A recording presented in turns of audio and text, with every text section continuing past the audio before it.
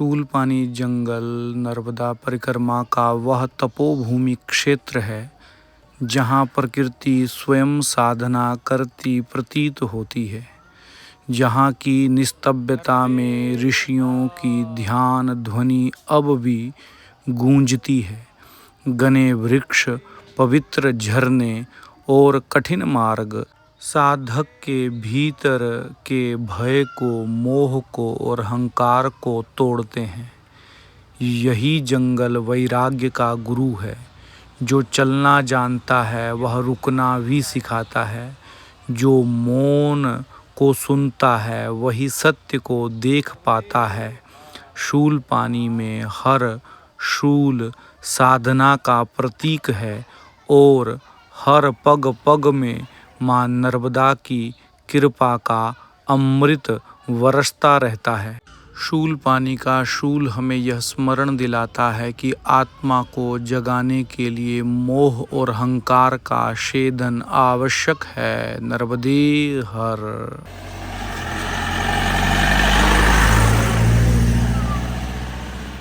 नर्मदे हर।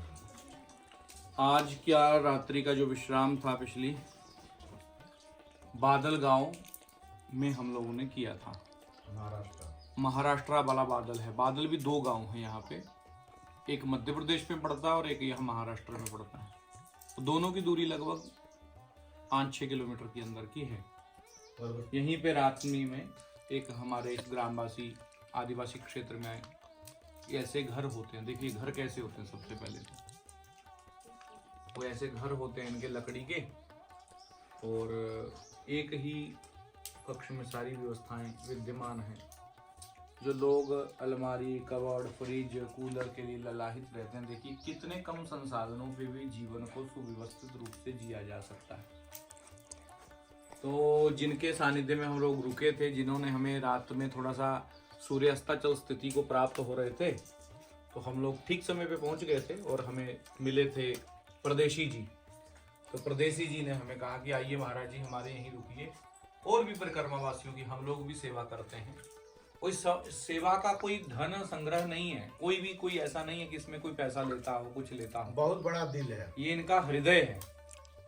अभाव में भी सेवा करने का जो जज्बा है वो इन्हीं में है। ये इनके पुत्र हैं और मैया ने हमें रात को भोजन बना करके खिलाया, और 2-2 सब्जी, चावल, दाल है। और इनका पुत्र है, क्या नाम है? इंदास परदेशिया पावरा। और ये हमारे तिवारी जी हैं। तिवारी जी बताइए आपका रात्रि का अनुभव कैसा रहा? बहुत बढ़िया रहा है, और इतने दिन परिक्रमा करते हुए हो गया, लेकिन यहाँ आ करके एक बड़ी आनंद की अनुभूति हुई। और वो जो धन रूपी अहंकार लेकर के जो लोग बैठे हुए हैं, जिनको फ्रिज, कूलर, एसी के बिना नींद नहीं आती, उनको डनलप का मोटा वाला गद्दा चाहिए, यहाँ आने के बाद और अपने आप को विरक्त करने के बाद ये सारी चीजें नगण्य हैं। उनकी कोई आवश्यकता नहीं है। और देखिए हम लोग विगत 4-5 दिनों से बिना पंखे का, बिना उसका, आ जाओ यहीं फोटो खिंचा देंगे। फोटो मतलब वीडियो बन जाए। आ जाओ, इधर आ जाओ। बिना पंखे का, बिना उसका हम लोग रहते हैं। तुम आ जाओ, तुम अपनी पत्नी के साथ खड़े हो, ये अपनी पत्नी के साथ खड़े हो जाएंगे। इधर। तो रात्रि में जिन परिवार में हम लोग रुके थे, ऐसे परदेशी जी के घर पे ही रुकना हुआ। और ये उनके पुत्र हैं, उनकी श्रीमती है, ये मैया है। मैया ने खूब भोजन बना करके परिवार में पवाया, और ये इनका घर है। इसी घर में ये रहते हैं। अलमारियों की जरूरत नहीं है। देखो साड़ियों को कैसे धूल धक्कड़ से बचाने के लिए कितना व्यवस्थित ढंग से रखा गया है। और यही जीवन यापन करने के सुखदमय पल है। इच्छाएं इतनी अधिक पाल लेने से इच्छाओं की पूर्ति करने में ही व्यक्ति का जीवन बीत जाता है। इच्छाएं पूरी हो जाती हैं तो थोड़ा सा सुख लगता है, राहत लगती है। अगर इच्छाएं पूरी नहीं होती तो उसी दुख में वो दुखी होता रहता है और उसी को दुख मान लेता है। उसी को भगवान का मानता है कि भगवान साथ नहीं दे रहे, मगर भगवान ने उसको ऐसी सुविधाएं पालने के लिए इच्छाओं को कहा नहीं था। तो यानी कि ये अभाव में भी जीवन को जिया जा सकता है। ऐसे दुर्गम्य स्थान पर यहाँ से पानी भी लगभग 1 किलोमीटर से नीचे वो से भी नीचे कुएं से भर के लाना पड़ता है। कुआं भी क्या बावड़ी सी है, उस बावड़ी में से जल भर के लाते हैं लोग, तो फिर रहते हैं। बहुत सुंदर। आपको कुछ कहना है? नहीं चलिए नर्मदे। इनको थोड़ा कुछ कहेंगे। इनके हैं नहीं कहना है? परदेशी जी का घर। ये घर है परदेशी जी का, और देखिए कितना सुंदर घर है। और यहीं पे रात्रि विश्राम हम लोगों ने किया है। और अभी बाकी सब ठीक है ना। फिर अगली बार हम लोग आएंगे तो आपके यहाँ रुकेंगे। और बहुत अच्छा लगा आप लोगों के पास रुक कर। यह पता लगा कि लोग शहरों में और अपने आप को कमाने के लिए कितना जो है वो कर दे रहे हैं, कितना व्यस्त कर ले रहे हैं और कितना रोग पाले हुए हैं। नर्मदे हर। नर्मदे हर। आज प्रातःकाल की यात्रा हमारी प्रारंभ हो रही है भावरी गांव के लिए। आज हम भादल गांव में, जो महाराष्ट्र में पड़ता है, यहाँ से निकल रहे हैं और भावरी गांव में सीधे जा कर के यहाँ से 7 किलोमीटर की दूरी पर रुकेंगे। आज तारीख है, लगभग भूल गए हैं, 25 तारीख है। और 25 तारीख की यात्रा हमारी प्रारंभ हो रही है। इस घर में रात्रि निवास हुआ। अब आगे की यात्रा भावरी, और भावरी से खप्परमाल की चढ़ाई चढ़ते हुए फिर आगे गुजरात की ओर प्रवेश करेंगे। शूल पानी के इस जंगल में, शूल पानी के इस परिवार में रात्रि विश्राम हुआ और बड़ा सुंदर भोजन, कई तरह के व्यंजन खाने को प्राप्त हुए। धन्यवाद। नर्मदे हर। और उनके यहाँ बंदर तोड़ दे रहा है। हाँ जी, क्या हो रहा है? नर्मदे हर। नर्मदे हर। ये खप्परमाल का पहाड़ है जिसे चढ़ते हुए हम हालत खराब कर चुके हैं अपनी, परंतु भयंकर कठिन और पगडंडी और फिसलन जैसा बचा करके चलना पड़ता है, बहुत भयंकर। देखिए कैसे कैसे आप चढ़ के आ सकते हैं।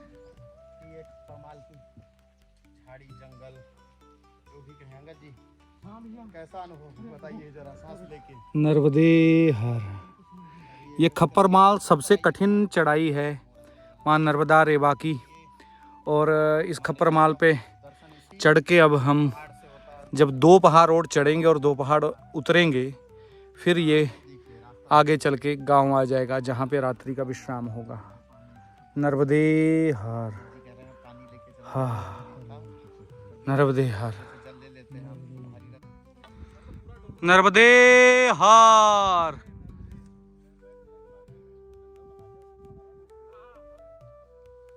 आराम से आओ, हमें अभी ये पहाड़ चढ़ना है पूरा ऊपर। कहाँ से चल के आए हम लोग?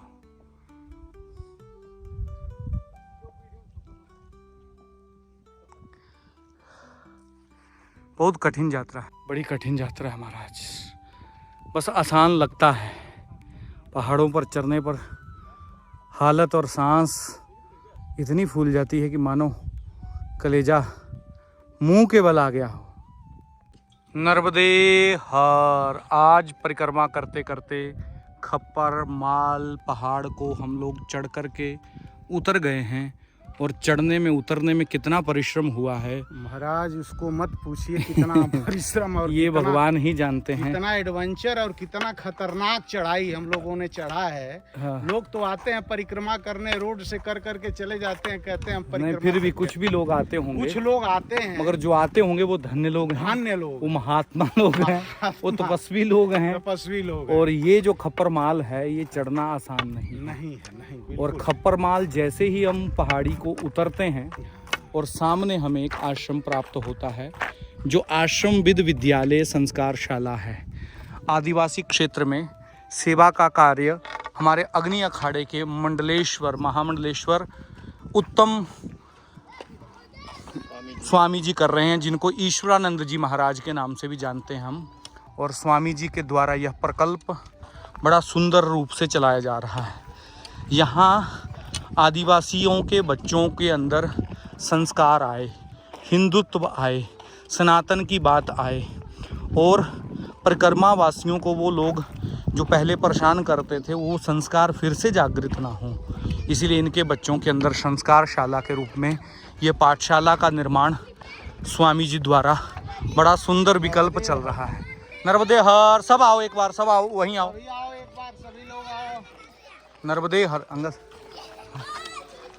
नर्मदे हर, आ जाओ सब लोग आ जाओ, सभी लोग आओ। आ जाओ।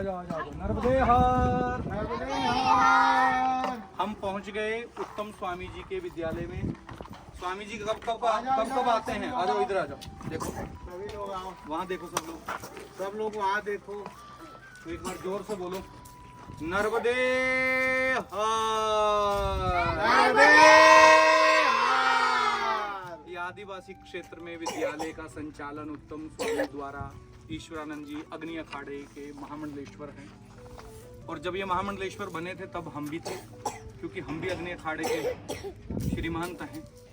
तो वहाँ पे इनकी चतुर्विधि हुई थी, मगर आज इनके सेवा के प्रकल्प को देखकर के मन बड़ा प्रसन्न और आह्लादित हो गया। और स्वामी जी के द्वारा सोशल मीडिया पर पहले ये जो प्रकल्प चलते थे, देखते थे, आज प्रत्यक्ष रूप में देखने को प्राप्त हो रहा है कि किस प्रकार से दुर्गम्य स्थान पर, भयावह स्थान पर आदिवासी के समूह में आदिवासी बच्चों के लिए ऐसे संस्कारशाला का निर्माण करना, संस्कारशाला का संचालन करना। नर्मदे हर, कैसे हैं? नर्मदे हर। वाह, ये बहुत सुंदर स्थान बनाया हुआ है। और ये कुटिया, हाँ। तो स्वामी जी कब आते हैं? अभी 14 तारीख को तो गए। आ गए? 14 तारीख को आए थे, 15 को गए। अभी वो परिक्रमा में भी आने वाले हैं ना? हाँ। नर्मदे हर। नर्मदे ये सेवा कुटी स्वामी जी के द्वारा संचालन होता है। नर्मदे हर, कर दो। नर्मदे। केला बेचने वाले एक भैया आए थे, मैंने कहा सभी बच्चों को पहले केला खिलाइए, और केला सभी बच्चों को प्रसाद के रूप में मां नर्मदा जी का प्राप्त हो रहा है। नर्मदे हर। सब लोग ठीक हैं? आप लोग अच्छे से पढ़ते हो, मेहनत करते हो? बढ़िया, विद्वान बन जाओगे, थोड़े दिन में अच्छे व्यक्ति बन जाओगे। शुरू। आज उत्तम स्वामी जी के आश्रम में धड़ गांव से थोड़ा पहले खप्परमाल की जब चढ़ाई को उतरे तो सामने आश्रम पड़ा। तो आश्रम में सारी व्यवस्था थी, फिर भी हमने थोड़ा सा अच्छे से आज कड़ी का कार्यक्रम बनाया है। तो कड़ी पकोड़ा बेसन का और गाड़ी पकड़ो स्टेशन का, ऐसा करके कहावत है। आज खाएंगे और कल निकल जाएंगे। तो आज सबके लिए, जितने भी यहाँ गांव रहते हैं और बाकी लोग हैं, इन सबके लिए पकोड़ा बना रहे हैं। नर्मदे हर। बाकी कड़ी बनेगी, पकोड़ा बनेगा, चावल बनेगा और आलू की मेथी की सूखी सब्जी। वाह, इतना आज बनने वाला।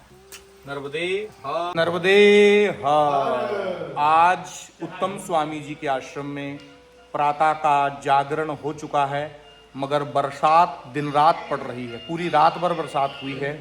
यहीं पर हमारे तिवारी जी सोए थे जहाँ गड्ढा हो गया है, और यहाँ इनको रात्रि 12 बजे आसन चेंज करके उस तरफ जाना पड़ा। और हम लोग अब यहाँ से आगे कौन सा गांव पड़ेगा?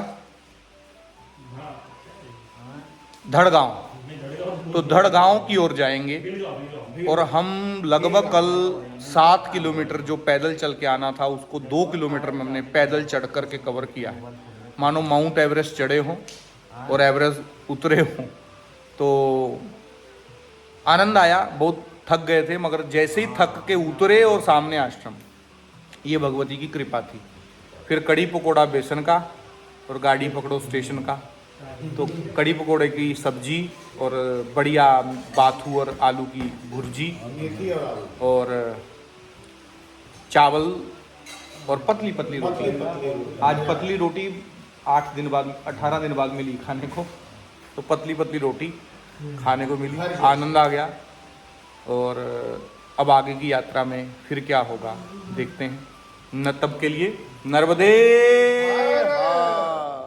ये भैया जुड़े हैं, ये महाराष्ट्र के रहने वाले हैं। क्या शुभ नाम है? स्वप्निल जी हैं। तो स्वप्न में भी इनको नील नील दिखाई देता है, इसीलिए स्वप्निल है। तो स्वप्निल जी महाराष्ट्र कहाँ के? जालना गांव के। आप नर्मदे हर रात्रिकाल सावरिया गांव में रुकना हुआ प्रधान जी के घर पे, और रात भर बरसात हुई। अब आगे की यात्रा के लिए हम प्रस्थान कर रहे हैं, और अभी अभी प्रातःकाल हुआ है, प्रातःकाल उठे हैं। स्नान करने के लिए यहाँ से 1.5 किलोमीटर दूर एक नदी है, नदी में सब लोग स्नान करेंगे, फिर नदी पार करके वहीं से आगे बढ़ जाएंगे। क्यों? नर्मदे हर जी महाराज जी, नर्मदे हर। यहाँ से स्नान करने के लिए कहाँ जाना है? बस नदी पे गांव के पास में जाना, नदी के पास यहाँ से भील गांव कर पड़ता है, भील गांव के पास में नदी है, नदी में ही हम लोग जाएंगे, स्नान करेंगे। ये घर है इनका, और यहीं पे हम लोग भी सोए थे। सब लोग ऐसे रहते हैं।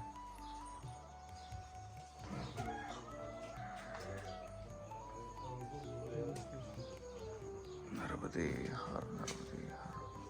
कुछ उठ रहे हैं ना? सांवरिया गांव में सरपंच साहब जी के घर पे रात्रि रुकने का हम लोग रुके, और अब यहाँ से हम लोग जा रहे हैं व्हील गांव की ओर। व्हील गांव के बीच में एक नदी पड़ती है, उस नदी को पार करेंगे नौका से, फिर आगे जाएंगे। ये माता जी हैं जिन्होंने हमें रात्रि को शरण दी, सभी परिवारवासी हैं। ठीक है, नर्मदे हर, बहुत बहुत धन्यवाद, भगवती की कृपा। ठीक है माता जी, नर्मदे हर। कहाँ जा रहे हो? बिलगांव। तो नौका में क्यों बैठ गए आप लोग? तो थोड़ी दूर है वो, इधर से कोई मार्ग नहीं जाने का उस पार। इधर से छोटी मैया है, इनको क्रॉस कर सकते हैं, कोई दोस्त नहीं है। तो तिवारी जी को क्यों आपने पकड़ के रखा है ऐसे? जानबूझ के मुझे पकड़ के जकड़ के इन लोगों ने, अरे मैं वयोवृद्ध हूँ ना, इन लोगों ने मान लिया है कि मैं वयोवृद्ध हूँ, इसलिए पकड़ रखा हूँ। अच्छा, ये नहीं है कि हम गिर जाएंगे डूब जाएंगे, इसलिए नहीं पकड़ा है। तो हम लोग जा रहे हैं एक छोटी सी नदी जो पड़ती है बैक वाटर की वजह से, उसमें जल तरोताजा भरा हुआ है, और उसको हम पार करके एक नाविक भैया, क्या आपका शुभ नाम है? नाम क्या? कैलाश जी हमें उस कैलाश पे ले जा रहे हैं, और हम लोग पार करके उस तरफ जा रहे हैं। हाँ बैठ जा, बीच में बैठिए। चलो भैया बैठ तो पहले। तिवारी जी थोड़ा सा हमें डर रहे हैं। क्या चीज? तिवारी जी हमारे थोड़ा डर रहे हैं कि हम इस नौका में, छोटी सी नौका में बैठ गए हैं। बहुत डर रहे हैं महाराज जी, थोड़ा अरे डर नहीं रहे हैं यार। नहीं, डर तो पूरा ही रहे हैं तिवारी जी, प्राण लग रहा है मुख में आ गया है। नहीं ऐसा नहीं है, हम चाहते हैं कि सभी लोग, अब चूंकि मैं वयोवृद्ध हूँ, आप जब लोगों में- शीस दिया तब रोना क्या, कहत कमाली प्रेम का मार्ग। उतर जाओ बाबा, 2 मिनट। तिवारी जी रोइए मत, रोइए तो देखो, बिल्कुल मत रोइए। नहीं नहीं नहीं रोइए, अब आंसू बहाने लगे आप। चलना है तो क्या घबराना।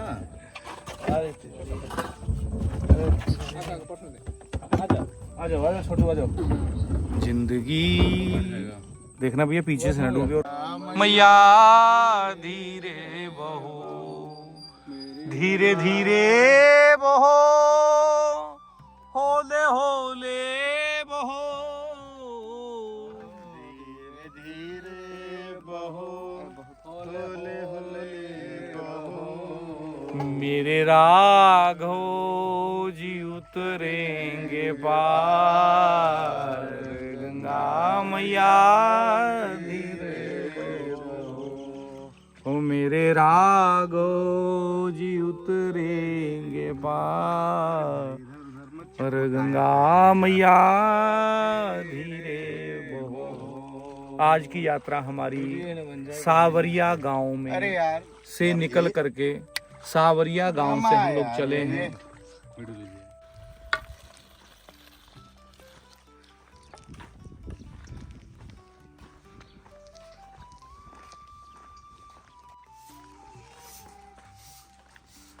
नर्मदे हर।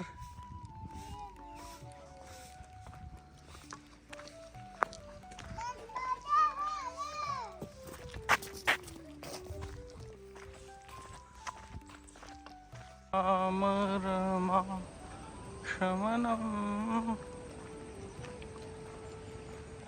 धड़गांव जाने के लिए यह मार्ग तय करते हुए निकल गए हैं।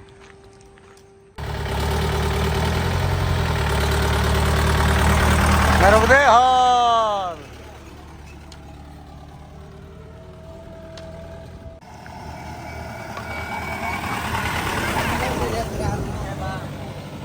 Very good very good.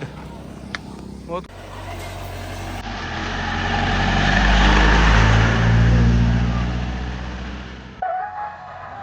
नर्मदे हार।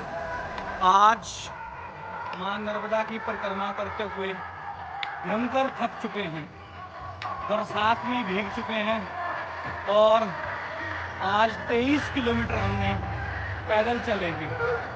हम पहुंच गए धनंजय, धड़गांव से 2 किलोमीटर पहले, और एक आश्रम है, बहुत सुंदर आश्रम।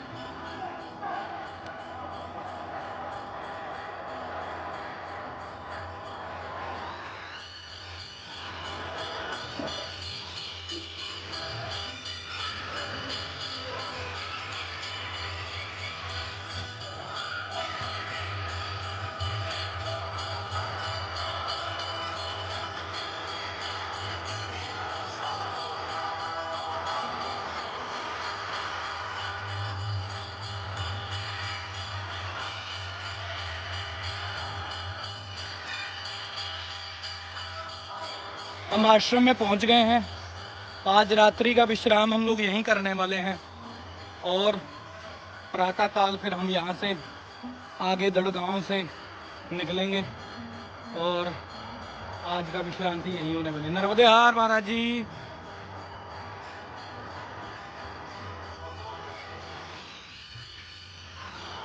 हम पहुंच गए हैं, आगे की जानकारी आपको देते रहेंगे। नर्मदे।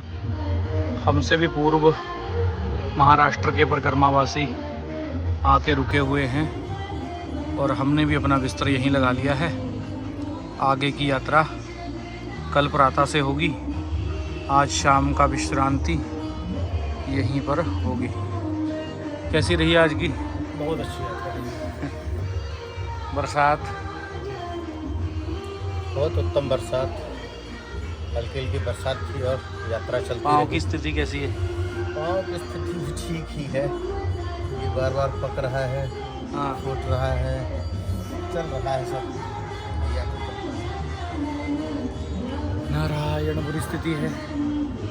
आज 23 किलोमीटर लगभग चल के आए हैं और धनंजय में एक आश्रम मिला है और वहीं पे रुके हैं। अच्छी जगह है, आज की विश्रांति यहीं होने वाली है। नर्मदे हार। नर्मदे।